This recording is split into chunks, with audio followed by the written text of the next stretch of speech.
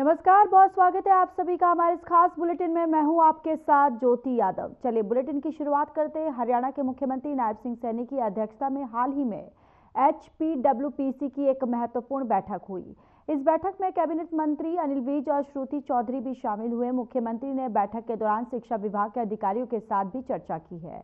हरियाणा के मुख्यमंत्री नायब सिंह सैनी की अध्यक्षता में हाल ही में HPWPC यानी कि हरियाणा पब्लिक वेलफेयर कमेटी की एक महत्वपूर्ण बैठक हुई है और इस बैठक में कैबिनेट मंत्री अनिल विज और श्रुति चौधरी भी शामिल हुए। तो वहीं मुख्यमंत्री ने बैठक के दौरान शिक्षा विभाग के अधिकारियों के साथ भी चर्चा की है। और आपको ये भी बताते चले कि पेपर लीक मामले पर बात करते हुए सीएम सैनी ने स्पष्ट किया है कि ये पेपर लीक नहीं था, बल्कि पेपर किसी एक परीक्षा केंद्र से आउट हुआ था।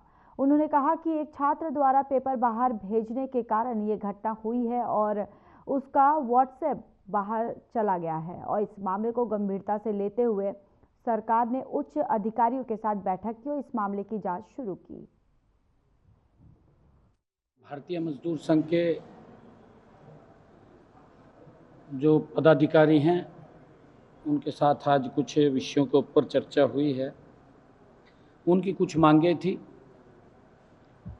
कुछ मांगों के ऊपर विचार करने के लिए कहा है, कुछ मांगें पूरी भी हुई हैं। उसके ऊपर सार्थक चर्चा उनसे हुई है।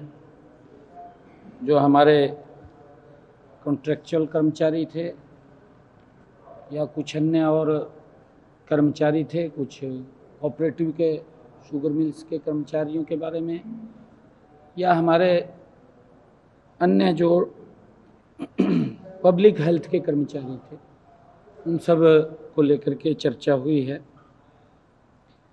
सार्थक चर्चा हुई है। मैंने जैसे कहा भी है कि कुछ मुद्दों के ऊपर सहमति बनी है, कुछ को हमने विचार के लिए रखा है। तोशाम भिवानी महेंद्रगढ़ लोकसभा क्षेत्र से सांसद धर्मवीर सिंह ने आज तोशाम के लोक निर्माण और विश्राम गृह में कार्यकर्ताओं की बैठक को संबोधित करते हुए कहा कि बीजेपी सरकार के नेतृत्व में देश और प्रदेश लगातार प्रगति के पथ पर बढ़ रहा है। प्रदेश सरकार सभी वर्गों खेतों के लिए सम्मान कार्य कर रही है और इस अवसर पर उन्होंने कार्यकर्ताओं को पार्टी को मजबूत करने का आह्वान करते हुए कहा कि क्षेत्र में लोकसभा सांसद के अलावा राज्यसभा सांसद किरण चौधरी और मंत्री श्रुति चौधरी के नेतृत्व में विकास में कोई कमी नहीं रहने दी जाएगी।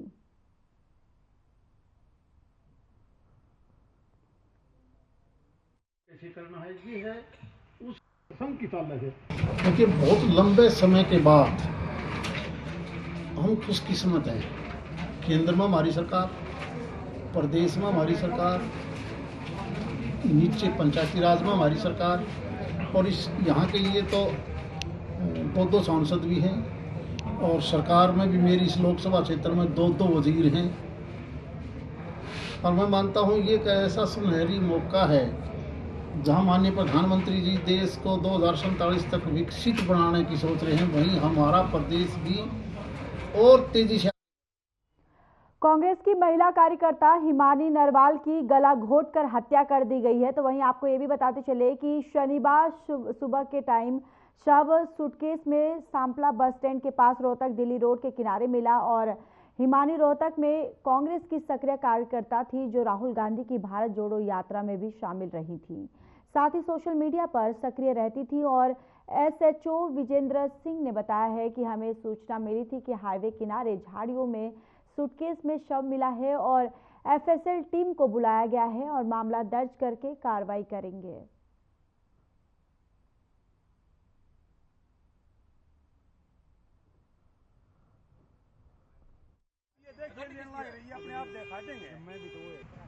ये भी सूचना मिली थी, ये सड़क के किनारे हाईवे के किनारे झाड़ियों में एक सूटकेस में डेड बॉडी मिली है। अभी FSL टीम को बुलाया है, मुकदमा दर्ज कर रहे हैं, जांच कर रहे हैं। हाँ, ऐसा लग रहा है देखने में कि इसका मर्डर करके इसकी डेड बॉडी को यहाँ पे फेंका गया है। बाकी जांच कर रहे हैं, मुकदमा दर्ज करके कार्रवाई कर रहे हैं। 20-22 साल के करीब उम्र में शायद नहीं, अभी तो डेड बॉडी मिली है, पहचान करेंगे उसके बाद। चलिए आगे बढ़ते हैं। रोहतक में सूटकेस में महिला कांग्रेस कार्यकर्ता हिमानी नरवाल का शव मिलने पर वरिष्ठ कांग्रेस नेता भूपेंद्र सिंह हुड्डा का बयान सामने आया है। उन्होंने कहा कि ये बहुत ही दर्दनाक घटना है। हरियाणा में कानून व्यवस्था चरमरा गई है। महिलाओं के खिलाफ अपराध के मामले में हरियाणा देश में नंबर 1 पर है, तो वहीं इस घटना की जल्द से जल्द जांच जो है वो होनी चाहिए। एक घटना है, हरियाणा में कानून व्यवस्था बिल्कुल ठप हो चुकी है और जो क्राइम अगेंस्ट वुमेन जो है वो हरियाणा पूरे देश में नंबर 1 है। 2022 सीआरपी की क्राइम रिकॉर्ड की बात है, सेंट्रल क्राइम रिकॉर्ड की बात है, सेंट्रल क्राइम रिकॉर्ड। और जो ये घटना है इसकी तुरंत जांच होनी चाहिए। मैं संपर्क में हूं पुलिस वालों के और एसपी से बात हुई मेरी, वो उम्मीद कर रहे हैं कि शाम तक कोई ना कोई सुराग मिल जाएगा। तो मैं तुरंत इनसे कहूँ ये करके और दोषी को कड़ी से कड़ी सजा दी। हरियाणा में आज निकाय चुनाव के लिए वोट डाले गए हैं। आपको बताते चले कि इस बीच हिसार निकाय चुनाव को लेकर कैबिनेट मंत्री रणवीर गंगवा ने कहा है कि यहां एक तरफ चुनाव है तो वहीं उन्होंने कहा कि हिसार से बीजेपी के पार्षद प्रत्याशी और एक मेयर प्रत्याशी भारी अंतर से जीत दर्ज करेंगे। पीने के पानी के लिए हिसार शहर में अमृत योजना के तहत पाइपलाइन बिछाई गई है। उन्होंने कहा कि पीएम नरेंद्र मोदी का सपना हर घर नल और हर घर जल को निश्चित रूप से हम पूरा करने का प्रयास करेंगे। तो वहीं रोहतक में कांग्रेस की युवा कार्यकर्ता का शव मिलने पर उन्होंने कहा कि ये दुखद घटना है। इस घटना के ऊपर पुलिस जांच होने के बाद ही कुछ स्पष्ट रूप से कहा जा सकता है।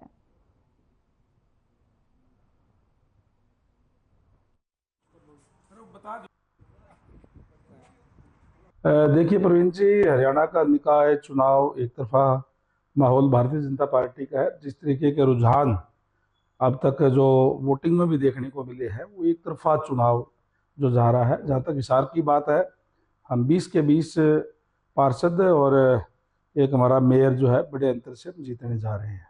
देखिए पुरानी समस्याएं हैं, इनके ऊपर हमने प्रपोजल बना करके इसको आने वाले समय में इसको ठीक करने का काम करेंगे। कई जगह पे ये दिक्कत परेशानी है। मिलगेट क्षेत्र में भी कप्तान स्कूल के पास पानी भरता था, वहाँ की भी दिक्कत है। हमने वहाँ भी उसका भी टेंडर लगा दिया है और जल्दी ही वो समस्या दूर हो जाएगी। इसी तरीके से जहाँ जहाँ भी पानी की दिक्कत है, हमने काफ़ी, अगर शहर की मैं बात करूँ तो अमृत योजना के तहत हमने पाइपलाइनें बिछाने का काम किया है पहले भी। तो वहीं चरखी दादरी जिले के गांव बाल रोड में आही रेजिमेंट के गठन की मांग को लेकर ग्रामीणों ने बैठक का आयोजन किया। इस बैठक की अध्यक्षता सूबेदार मेजर मनोज यादव ने की। बैठक में ग्रामीणों ने आही रेजिमेंट के गठन को लेकर अपने विचार साझा किए। ग्रामीणों ने कहा है कि आही रेजिमेंट के गठन की मांग को लेकर गांव-गांव में जनसंपर्क किया जा रहा है। बैठक को संबोधित करते हुए मनोज यादव ने बताया कि आही रेजिमेंट का गठन वर्तमान समय की महत्वपूर्ण आवश्यकता है। आही रेजिमेंट के गठन की मांग को लेकर लगातार विधायक, सांसद और सीएम और पीएम को ज्ञापन सौंपा गया है।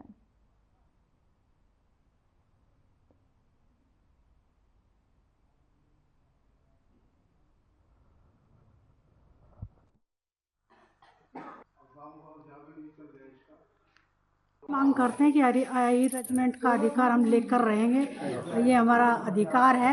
हमारे पूर्वजों ने बहुत देश की सेवा की है, हमें उसका अधिकार नहीं मिला है। हमारे बच्चों को भी उसका अधिकार नहीं मिला है। हम आही रेजिमेंट के अधिकार को आही रेजिमेंट बना के रहेंगे और जब तक नहीं बनेगी तब तक शांति से नहीं बैठेंगे। खुद चौधरी धर्मवीर साहब आए थे यहाँ, लोकसभा के टाइम में भी आया था, उनको खुद ज्ञापन दिया था और उन्होंने यहाँ आश्वासन दिया था कि लोकसभा में, विधानसभा में आवाज़ उठाएंगे।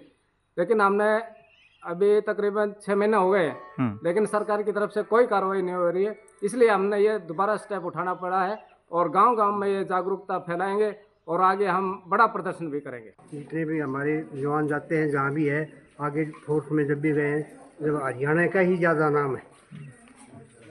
1971 वाली में भी, 62 वाले में भी हमारे शहीद हुए थे, तो ज़्यादातर हीरों का नाम है। और हमारी सरकार से यही गुजारिश है, हमारी मांगें पूरी की जाएं। हमें सिर्फ एक अहीर का नाम, अहीर रेजिमेंट चाहिए। अंबाला में अपराधियों के हौसले इन दिनों बहुत बुलंद है। अंबाला शहर के कोर्ट परिसर में दिन दहाड़े अपराधी काली गाड़ी में सवार होकर कोर्ट परिसर पहुंचे और पेशी पर आए अमन नाम के एक युवक पर कोर्ट परिसर में ही 2 से 3 राउंड फायर कर दिए। फायर करने के बाद आरोपी मौके से फरार हो गए। घटना की सूचना पाकर पुलिस और क्राइम ब्रांच की टीम में मौके पर पहुंची और घटना की तफ्तीश शुरू कर दी है। आपको ये भी बताते चले कि पुलिस की माने तो पुलिस को मौके पे से 2 खोखा और 2 खोल और सिक्का जो है वो प्राप्त हुआ है। इस गोलीकांड में कोई भी जख्मी नहीं हुआ है। फिलहाल पुलिस तफ्तीश और अपराधियों की धरपकड़ और पहचान में जुटी हुई है।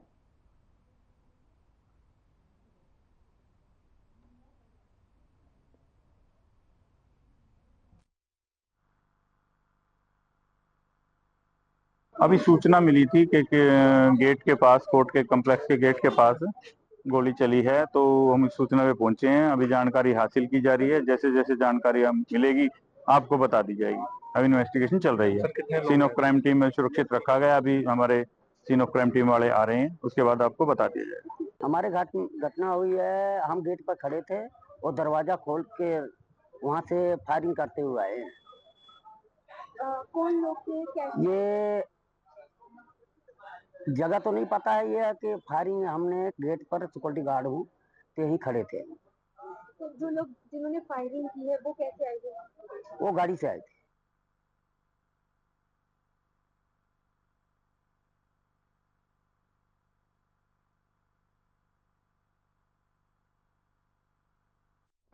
तो देखिए यहाँ पर अपराधियों के हौसले किस तरीके से अंबाला में बुलंद है वो देखने को मिले हैं। और आपको बताते चले कि यहाँ पर अपराधियों ने कोर्ट परिसर में ही फायरिंग जो है वो शुरू कर दी है। और पेशी पर आए युवक पर यहाँ पर अपराधियों ने 2 से 3 राउंड फायरिंग की है। और जिसके बाद देखिए अब इस पूरे मामले का पुलिस ने संज्ञान लेते हुए इस पूरे मामले की छानबीन, तफ्तीश जो है, कार्रवाई जो है वो करने के लिए यहाँ पर लगातार जुटी हुई है।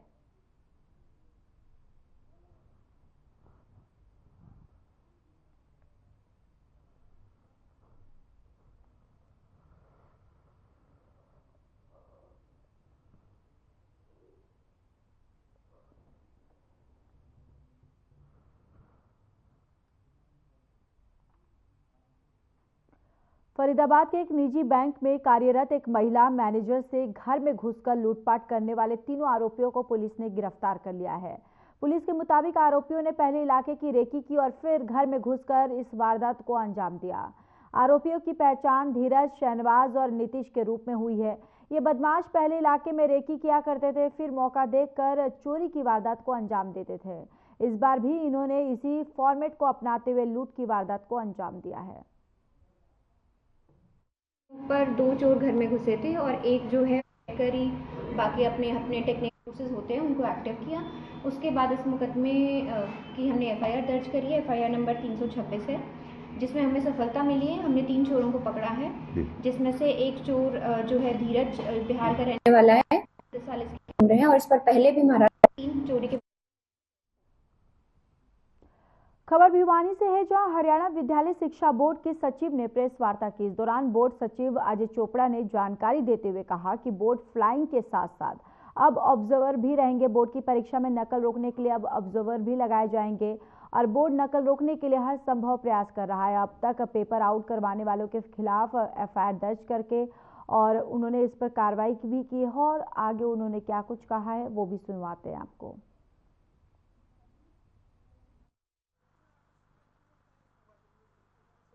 तो इसमें मैं बताना चाहूँगा कि हमारे 10वीं की और 12वीं की परीक्षा हमारे चालू हो चुकी हैं और इसमें लगभग हमारे 1400 से ऊपर हमारे सेंटर बने हुए हैं और 5 लाख से ऊपर हमारे परीक्षार्थी इसमें परीक्षाएं देंगे। इसमें सभी सेंटर्स पे पूरे हरियाणा में जो सेंटर्स बने हुए हैं इसमें सभी जगह हमने टीचर्स की नियुक्ति की गई है, सेंटर सुपरिटेंडेंट्स की नियुक्तियाँ की गई हैं सभी जगह पे से।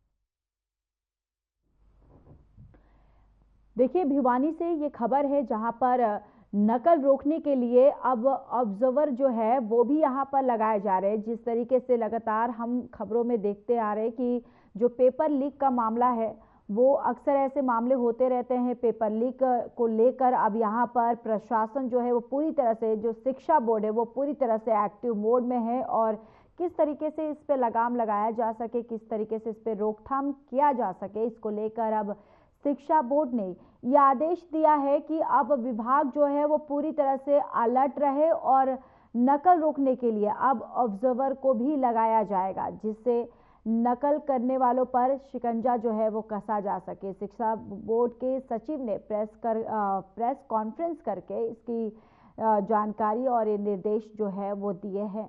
उन्होंने प्रेस कॉन्फ्रेंस करने के दौरान ये कहा है कि अब नकल रोकने के लिए शिक्षा बोर्ड जो है कहा है कि अब ऑब्जर्वर जो है वो भी लगाए जाएंगे ताकि नकल करने वालों पर शिकंजा और लगाम जो है वो लगा सके।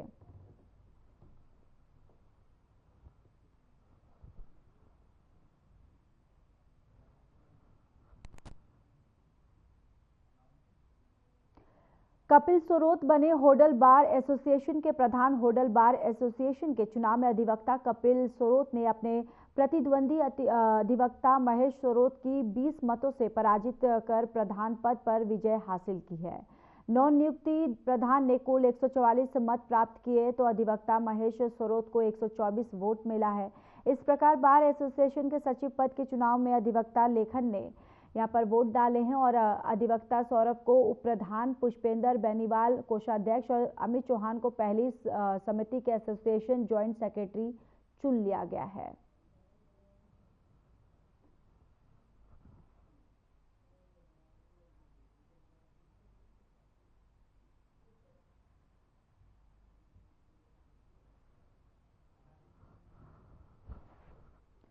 तो देखिए कपिल सोरोत जो है वो बार एसोसिएशन के प्रधान चुने गए हैं और बार एसोसिएशन के प्रधान जो है कपिल सोरोत को बनाया गया है। महेश सोरोत को 20 मतों से पराजित उन्होंने किया है।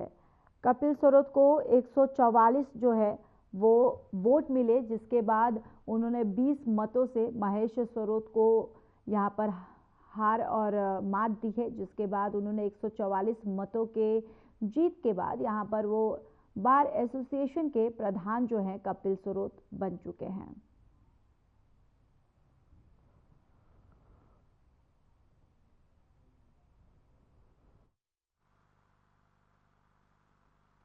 ऐसा है, प्रधानी का जो इलेक्शन हुआ बार में, होटल बार में, वो बहुत अच्छा हुआ। सभी वकील साथियों ने एक अच्छे कैंडिडेट को प्रधान चुना। कपिल सोरोत जी प्रधान चुने गए, वो 20 वोटों से जीते हैं।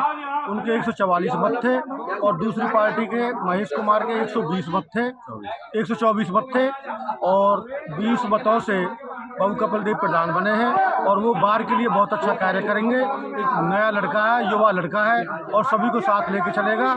जिन्होंने वोट दिए हैं उनको भी और जिन्होंने वोट नहीं दिए उनको भी सभी का साथ और सबका विकास के कार्य पर कार्य करें। होडल का चुनाव संपन्न हुआ है जिसमें मेरी 20 मतों से विजयी हुआ हूं और मेरा मुकाबला महेश कुमार सोरोत वकील साहब के साथ था और मैं अपने सभी वकील साथियों का जो सीनियर है, मेरे हम उम्र है, मेरे छोटे भाई हैं, उनका बहुत बहुत धन्यवाद करता हूं।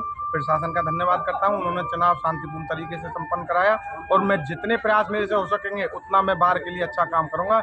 बार एसोसिएशन का चुनाव हुआ, बहुत शांतिपूर्वक हुआ। प्रशासन ने पूरा सहयोग किया, उसके लिए बहुत बहुत धन्यवाद। और हमारे जो वकील साथ सीनियरों ने मुझे जो वोट देकर मुझे विजयी बनाया, उसके लिए बहुत बहुत धन्यवाद। और मेरे जो भाई छोटे हैं उनके लिए बहुत बहुत धन्यवाद और सभी अधिवक्ता सभी को बार बार मैं धन्यवाद करता हूं। और मैं मेरे सामने जीतराम सोरोत। तो वहीं जिले में भारी ओलावृष्टि, फसलों में हुए भारी नुकसान के बाद देर रात युवा इनेलो नेता चौधरी ताहिर हुसैन नूह जिले के खासतौर पर नूह विधानसभा के लोगों और किसानों का दुख बांटने उनके बीच पहुंचे, जहां उन्होंने विधानसभा के गांव अडबर और सलाहेडी, टाई और हुसैनपुर, सपतपुतियाका और सुडाका आदि दर्जन भर गांवों का दौरा कर मौके पर खेतों में फसलों का जायजा और निरीक्षण किया। इस दौरान ताहिर हुसैन ने कहा कि आसपास के सैकड़ों गांवों में भी भारी ओलावृष्टि से फसलें पूरी तरह से नष्ट हो गई हैं। इसका बड़ा अफसोस है, यह कुदरत का कहर है जिसे कोई नहीं टाल सकता। ताहिर हुसैन ने सीएम सैनी से मांग करते हुए कहा कि नूह जिले और नूह विधानसभा के जिन गाँवों में ओलावृष्टि से फसलों का नुकसान हुआ है उसका मुआवजा जो है वो दिया जाए और विशेष पैकेज का प्रबंध किया जाए।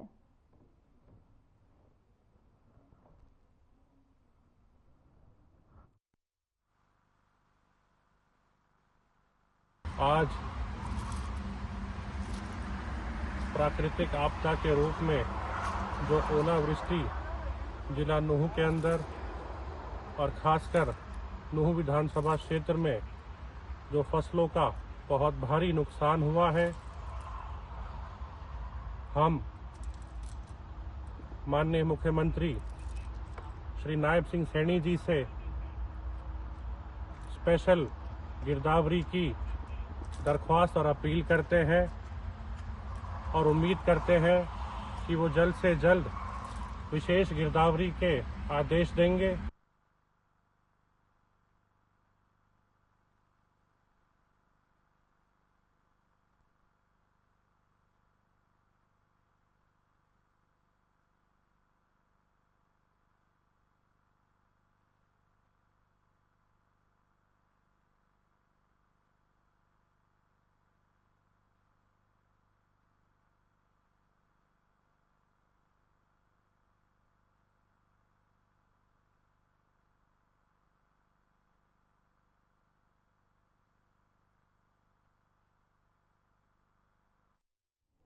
पिछले 4-5 दिनों से मौसम खराब चल रहा है, जिसे देखते हुए कुछ किसानों ने आनन फानन में सरसों की फसल की कटाई जो है वो शुरू कर दी है।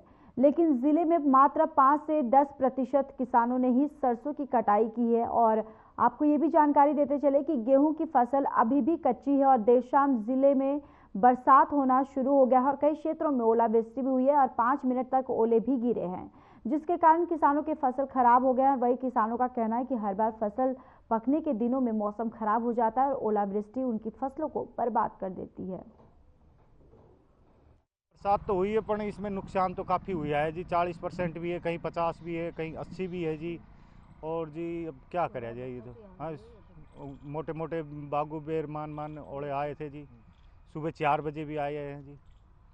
अब ये तो ऐसे में खर्चा कैसे निकलेगा किसान? खर्चा तो अब क्या करें जी। अब देखो जी गवर्नमेंट क्या करती है जी, हम तो कुछ कह नहीं सकते जी। है जी, अब कटाई उटाई में भी मजदूरी बहुत ज़्यादा आती है। अब आगे भी अभी सब बरसात तो हुई है पर इसमें नुकसान तो काफ़ी हुआ है जी। 40% भी है, कहीं 50 भी है, कहीं 80 भी है जी। और जी अब क्या करें जी, ये तो हाँ मोटे मोटे बागू बेर मान ओले आए थे जी। सुबह 4 बजे भी आए हैं जी। अब ये तो ऐसे में खर्चा कैसे निकलेगा किसान? खर्चा तो अब क्या करें जी। अब देखो जी गवर्नमेंट क्या करती है जी, हम तो कुछ कह नहीं सकते जी। है जी, अब कटाई उटाई में भी मजदूरी बहुत ज़्यादा आती है। अब आगे भी अभी ओला तो हुए हैं जी, अच्छे मोटे मोटे ओले आए हैं। और सरकार ने किसानों की मदद करनी चाहिए, क्योंकि भाई किसान आदमी कहाँ जाएंगे। उजाड़ तो हुआ है काफ़ी तो नहीं, लेकिन हुआ है, उजाड़ तो हुआ है। अब लागत जो लगी है का उसकी भी भरपाई ना हो पाए। बस हमारी ये प्रार्थना कि किसानों की मदद की जाए। बस क्षेत्र में काफ़ी ओलावृष्टि हुई है, सरसों की फसल खराब हो चुकी है। गेहूं में कुछ नहीं बचा, गेहूं बिल्कुल नीचे गिर गए। कच्चे गेहूं तो दाने भी नहीं पड़े ढंग से, उसमें कुछ नहीं होना। और कटाई का पैसा हो रहा है, लागत भी नहीं निकलने वाली। सरसों की बात करें, सरसों में 50% से ज़्यादा नुकसान है। अब किसान तो इसी पर निर्भर करता है जी। और किसी बच्चों की शादी करता है, किसी लेना देना करता है, फसल आएगी उसका बेच के पैसा ले देंगे। वो मिट्टी खराब किसान की, कहाँ जाए किसान? सरकार से उम्मीद रख रहे हैं और किससे कर रहे हैं जी? अब सरकार देखो क्या करती है जी, और सरकार देना भी चाहिए। घणो नुकसान होगा भाई, सारा गेहूं लोटिया पड़ा से और पानी भरो से और सिरसू से जो सारी जड़ गई आई तो कती जड़ गई। गेहूं में तो सगड़ा नुकसान है, मैज लागी। अब जमींदार कहाँ जाए? और सिरसों में 50% नुकसान है। अब किसी ने ब्याह शादी करना है, कहाँ से लाएं, क्या करें क्या नहीं करें, इसमें लागत और लागी। आसपास में कितने गांव में है ये लमसम लगा लो, इस एरिया में सगड़े में ही है। 10-20 गांव तो मान ले उड़ा के। और ओले आए होंगे, कितने भारी ओले पड़े थे? मोटे मोटे थे। चलिए, इस बुलेटिन में इतना ही। बाकी देश और दुनिया की तमाम बड़ी खबरों के लिए बने रहिए हमारे साथ। नमस्कार।